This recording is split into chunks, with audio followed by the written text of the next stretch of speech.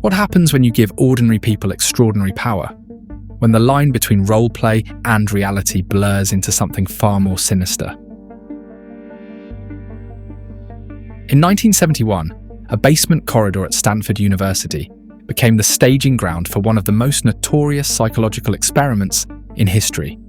An experiment that would peel back the veneer of human civility and reveal something monstrous lurking beneath. In the sweltering California summer of 1971, a brilliant psychology professor named Philip Zimbardo found himself preoccupied with a deceptively simple question. What transforms ordinary people into monsters? Is evil an inherent quality that resides within certain individuals, or is it a dormant potential in all of us, activated by the right environmental triggers? These weren't merely academic musings. The Vietnam War was raging. The Attica prison riots were about to erupt. The American public was grappling with disturbing reports of torture and abuse in military prisons. The question of how good people could commit terrible acts had never been more relevant. But Zimbardo didn't want to just theorize. He wanted to observe. And so, with a $15,000 grant from the US Office of Naval Research, he designed an experiment that would become legendary, not just for what it revealed, but for how quickly it spiraled out of control. What Zimbardo couldn't have known was that his carefully constructed simulation would collapse under the weight of the very human darkness he sought to understand. In just 6 days, his academic inquiry would transform into something that looked disturbingly like the real thing, and the line between experiment and reality would dissolve entirely. Before the drama could unfold, Zimbardo needed his cast of characters. He placed a small newspaper advertisement offering $15 per day, equivalent to about $108 today, for participants in a psychological study of prison life. From 75 respondents, 24 male students were selected, all white, middle class and deemed psychologically stable after extensive interviews and personality tests. This wasn't a collection of social misfits or individuals with criminal tendencies. These were bright, well-adjusted Stanford students, the kind of young men who represented the best and brightest of their generation. Half would play the role of prisoners, half would be guards. The assignment was entirely random, determined by a simple coin toss. And herein lies our first breadcrumb. If roles were assigned randomly, then any behavioural differences that emerged couldn't be attributed to personality traits or predispositions. They would have to come from somewhere else, from the situation itself perhaps, from the roles these young men were asked to play. The stage was set, but neither the participants nor Zimbardo himself could have predicted just how completely they would all become engulfed by the simulation that was about to begin. The physical space itself was unremarkable, a basement corridor in Stanford University's psychology building, transformed into a makeshift prison with 3 small cells, each containing 3 cots. A small closet became the solitary confinement cell. A space at the end of the corridor served as the yard. There were no windows, no clocks, nothing to connect the inhabitants to the outside world. But Zimbardo understood something crucial. A prison isn't just a physical space, it's a psychological construct, a state of mind. The experiment would only work if the participants truly believed in the reality of their roles. And so the meticulous choreography began. The prisoners were unexpectedly arrested at their homes by real Palo Alto police officers, who charged them with armed robbery, read them their rights, handcuffed them, and conducted thorough searches. These arrests weren't staged in some laboratory setting. They happened in full view of neighbours and family members. From the very beginning, the line between simulation and reality was deliberately blurred. At the police station, the prisoners were fingerprinted, blindfolded, and temporarily placed in detention cells. Then they were transported to the Stanford County Prison, blindfolded to disorient them, to prevent them from knowing the experiment's location. Upon arrival, they were stripped naked, deloused with a spray, and forced to stand naked as they were issued their new uniforms. A smock with their identification number, no names allowed, no underwear, a stocking cap to simulate shaved heads, and a chain around one ankle. The ritual humiliation had begun. The guards, meanwhile, were given khaki uniforms, wooden batons, reflective sunglasses that made eye contact impossible, and instructions to maintain order however they saw fit. With one crucial limitation: they could not use physical violence. You can create in the prisoners feelings of boredom, a sense of fear to some degree. You can create a notion of arbitrariness, that their life is totally controlled by us. Zimbardo told them, "We're going to take away their individuality in various ways." It was Sunday, August 15th, 1971. The experiment had begun. It was scheduled to last 2 weeks. It would be terminated after just 6 days. The first day passed relatively uneventfully. The guards conducted counts, established rules, and began to settle into their roles. The prisoners, initially amused by the situation, played along. There was an atmosphere of awkward play acting, college students self-consciously trying to inhabit unfamiliar roles, but something was already shifting beneath the surface. That evening, the prisoners staged a small rebellion. They barricaded their cell doors with beds. They removed their stocking caps. They cursed at the guards. The guards were caught off guard. They called in reinforcements from the next shift. They blasted fire extinguishers at the prisoners to force them back. They stripped the ringleaders naked and placed them in solitary confinement. They created a privilege cell with better food and living conditions for prisoners who weren't involved in the rebellion. In other words, they divided to conquer, and it worked. What's striking is how quickly the guards adapted to their roles, how readily they embraced the tools of psychological control. They weren't sadists, they weren't people with histories of violence. They were ordinary college students who, when placed in positions of unchecked authority, began to behave in ways that shocked even themselves. One guard later recalled, "I was surprised at myself. I made them call each other names and clean the toilets out with their bare hands. I practically considered the prisoners cattle, and I kept thinking I had to watch out for them in case they tried something." The psychological transformation had begun. By the second day, the guards had developed a system of arbitrary and ever-changing rules designed to assert control and break down resistance. Prisoners had to ask permission to use the toilet. Sometimes this permission was denied. They were forced to perform meaningless, repetitive tasks like cleaning toilets with their bare hands. They were made to chant their numbers and insult each other. The 3 a.m. count became a particularly dreaded ritual. Prisoners were awakened from sleep and forced to recite their numbers. If one prisoner made a mistake, all were punished with push-ups or loss of privileges. Some prisoners began showing signs of extreme stress. Prisoner number 8612 developed a psychosomatic rash and began crying uncontrollably. When he asked to see a doctor, the guards offered to release him if he would forfeit his pay. He agreed and was escorted to a room to wait. But instead of releasing him, Zimbardo convened the other prisoners and offered them a deal. They could all forfeit their payment in exchange for his release. The prisoners refused. When number 8612 was informed of this, his distress intensified.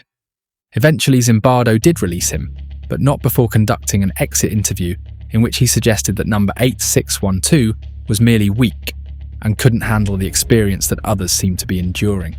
Rather than recognizing the situation as toxic, Zimbardo had begun to internalize the logic of the prison. And here lies another breadcrumb. The experiment wasn't just affecting the participants, it was affecting the experimenters too. The line between observer and participant was beginning to blur. By day 3, the situation had deteriorated dramatically. The guards had divided into 3 categories. Some were strict but fair, some were good guys, who did small favours for prisoners, and some, a minority, had begun to exhibit genuine sadism. One guard, later nicknamed John Wayne by the prisoners, emerged as particularly cruel. He forced prisoners to simulate sodomy with each other. He made them scrub toilets with their bare hands. He withheld bathroom privileges until prisoners soiled themselves. "I was sick to my stomach at some of the things I did," he later admitted. "But I was completely invested in the experiment." Meanwhile, the prisoners were breaking down. Some had developed psychosomatic illnesses. Others had become so passive and dependent that they begged for basic privileges like toilet paper or a cigarette. One prisoner, number 819, had a complete emotional breakdown, screaming and crying uncontrollably. When Zimbardo tried to release him, number 819 refused to leave. "I can't leave," he said through his tears. "The others have labelled me a bad prisoner. I must prove to them that I'm not a bad prisoner." Zimbardo's response is telling. Rather than terminating the experiment, he told Doska 819, "Listen, you are not Doska 819. You are his name. and my name is Dr. Zimbardo. I am a psychologist, not a prison superintendent, and this is not a real prison. This is just an experiment, and those are students, not prisoners, just like you." Only then did the young man agree to leave, but rather than seeing this moment as a warning sign, a clear indication that the simulation had become too real, Zimbardo continued the experiment. He was becoming as caught up in the prison mentality as his subjects.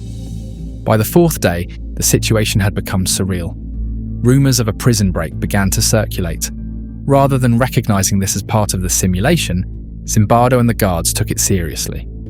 They transported the ringleader to a storage closet on another floor and prepared to move the entire experiment to a local police facility. When the rumoured break didn't materialise, they brought the prisoner back, but now they were convinced that the prisoners might actually try to escape or riot. The guards' behaviour became even more controlling and arbitrary. One particularly disturbing ritual was the toilet run. Prisoners were blindfolded and led to the bathroom by guards who gave them conflicting instructions and punished them for failing to follow them correctly. The prisoners, now thoroughly broken, complied without resistance. It was becoming clear that the prison hadn't just created a situational response, it had created a monster. And the monster wasn't any individual guard or prisoner, it was the system itself. The roles, the power dynamic. The experiment was revealing something profound and disturbing about human nature. Given the right conditions, ordinary people could be transformed into perpetrators of extraordinary cruelty, or into passive victims who accepted their mistreatment as deserved. As the experiment continued, visitors were brought in to observe the prison in operation. Parents came to see their sons during carefully controlled visitation hours. A Catholic priest who had been a prison chaplain interviewed the prisoners. A public defender met with them to discuss their cases. None of these outsiders raised serious objections to what they were seeing. They accepted the prison as real, the guards' authority as legitimate, the prisoners' distress as normal. They had been absorbed into the experiment's logic. But on the evening of the fifth day, Christina Maslach, a recent Stanford PhD and Zimbardo's romantic partner, came to observe. What she saw horrified her. The guards were dehumanizing the prisoners, she later recalled. They were treating them as if they were animals, and I was getting sick to my stomach. I felt like I couldn't stand it anymore. So she confronted Zimbardo directly. "What you're doing to those boys is a terrible thing," she told him. "I don't see the value in it scientifically. I don't see the relationship to the aims of the research. I just see that people are suffering." Her intervention forced Zimbardo to confront a disturbing truth. He had become so immersed in his role as prison superintendent that he had lost sight of his primary identity as a psychologist and researcher. He had become part of the system he was studying. The next day, August 20th, 1971, just 6 days after it began, and 8 days earlier than planned, Zimbardo terminated the experiment. When the experiment ended, the participants gathered for a debriefing session. Many of the guards expressed shame and horror at their own behaviour. Many of the prisoners expressed relief, but also lingering resentment. One guard reflected, "I realised that I had been sitting there watching a very cruel situation and doing nothing about it. I felt disgusted with myself." A prisoner remarked, "I began to feel that I was losing my identity, that the person I was, who had decided to go to the Stanford County Prison, was distant from me. I was number 416.